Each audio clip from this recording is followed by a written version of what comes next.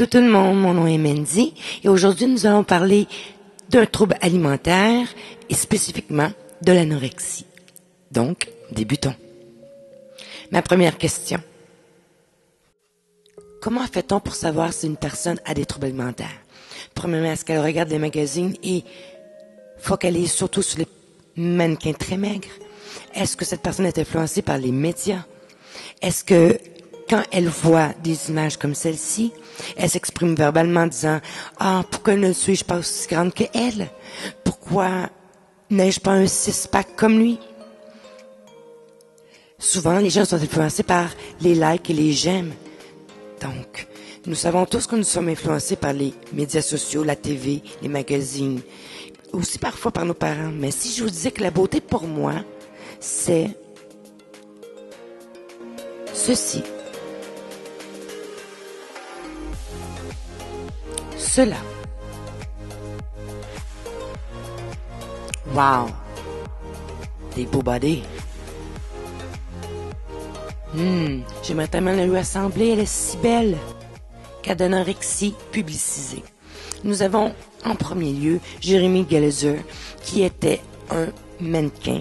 Il est mort à l'âge de 38 ans. Maintenant, Isabelle Carrot était une mannequin de France et aussi une comédienne. Elle a accepté de se faire photographier par un grand photographe d'Italie pour apparaître sur un panneau publicitaire montrant l'anorexie. Elle est morte à l'âge de 28 ans. Mais grâce à cette publicité, les médias ont porté une attention particulière aux mannequins qui étaient trop minces, trop maigres. Donc, Milan a mis un nouveau code de conduite pour que les mannequins qui défilent dans leur semaine de la mode aient un certificat médical qui prouve qu'ils sont en santé et qu'ils sont au-dessus de 18. Et le dernier cas popularisé, Eugenia Cooney, une youtubeuse qui a récemment été dans un centre pour anorexiques et qui s'en remet tranquillement.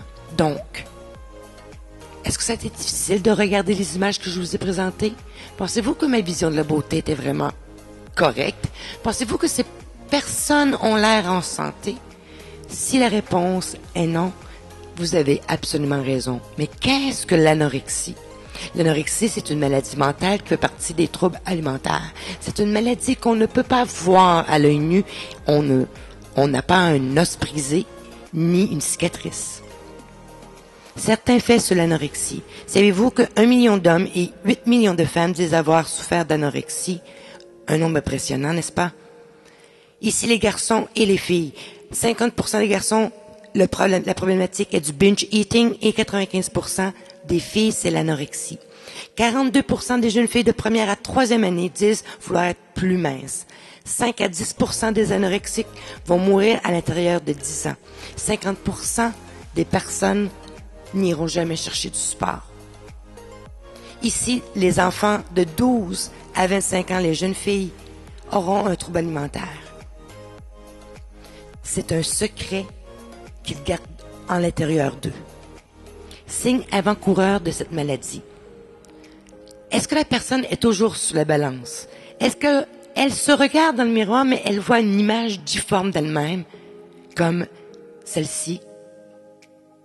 Mais ce n'est pas réel.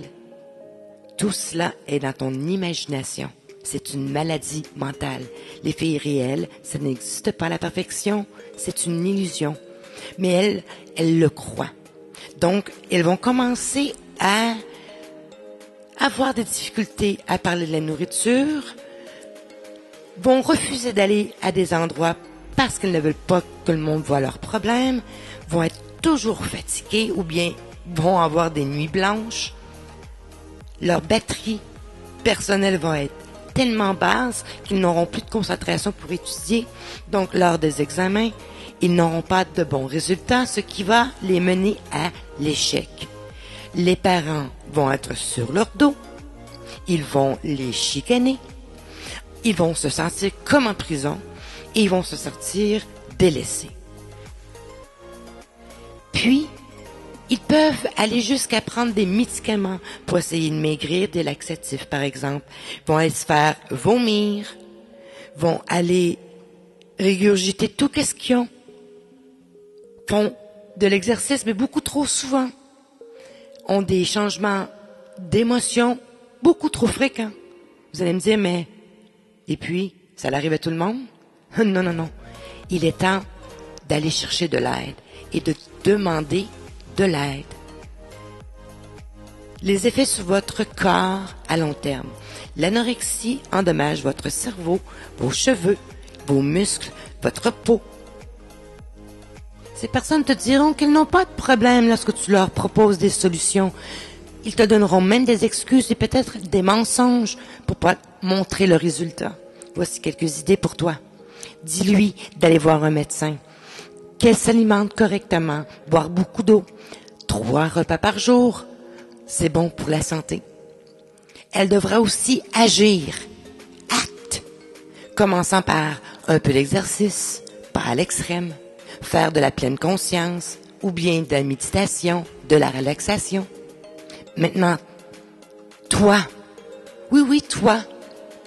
Que peux-tu faire pour aider une personne, un membre de ta famille, un ami, un BFF? Réfère-la à un adulte en qui elle a confiance à l'école, à son groupe d'amis ou à une personne en particulière. Mais si elle décide de te livrer son secret, je te suggère de la supporter.